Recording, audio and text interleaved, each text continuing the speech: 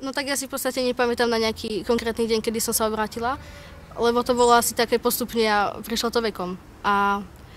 ja som mala asi tú milosť, že som už od malička počúvala o Bohu a že ma rodičia viedli na besiedku, najprv na mladšiu, potom na staršiu a potom som začala chodiť aj na mladší dorast. A práve tam na mladšom dorastu, keď som už bola taká nejaká staršia a mala som asi 12 rokov, tak som prijala všetky tie veci, čo som dovtedy počúvala a uvedomila som si, že naozaj Boh ma miluje a že naozaj poslal Ježiša a že naozaj to je pravda, že za mňa zomrela, že môže mať večný život. Ale bolo to také zvláštne, lebo fakt neviem, že ktorý presne deň to bola, alebo aká to bola udalosť a niekedy ma to strašne mrzí, že nemám nejakú takú nejakú jedinú udalosť, takú nejakú prekvapujúcu, že niekto prišiel a že mi to povedala, že som proste sa zrazu obrátila, ale že to naozaj bolo to asi také postupné, alebo že som to prijala ako hotovú vec, že som to počúvala a že keď som tomu už pochopila, tak som to prijala, že naozaj ešte za mňa zomrela, že som tomu verila. Nemala som dôvod tomu neveriť, keď som to dovtedy počúvala.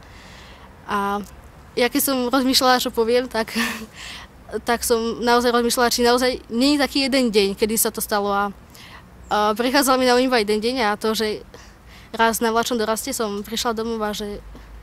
bola pravdepodobne nejaké fakt dobré slovo, že sa ma to dotklo a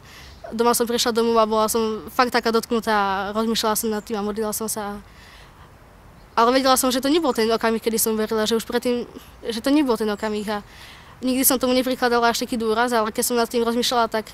som zistila, že to bolo dôležitejší moment, ako som si kedy myslela, lebo som vtedy prišla na to, že už mi nestačí iba byť kresťankou, ale že chcem aj žiť ako kresťanka. Že dovtedy to bolo také, že mi stačilo to, že verím v Boha a že som sa nechcela nejakomu rozlúčiť so starým životom, lebo mi to vyhovovalo.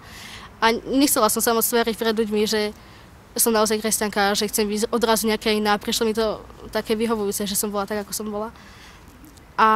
Ale vtedy práve som si vedomila, že sa určite stalo to, že som zistila, že chcem aj žiť ako kresťanka, že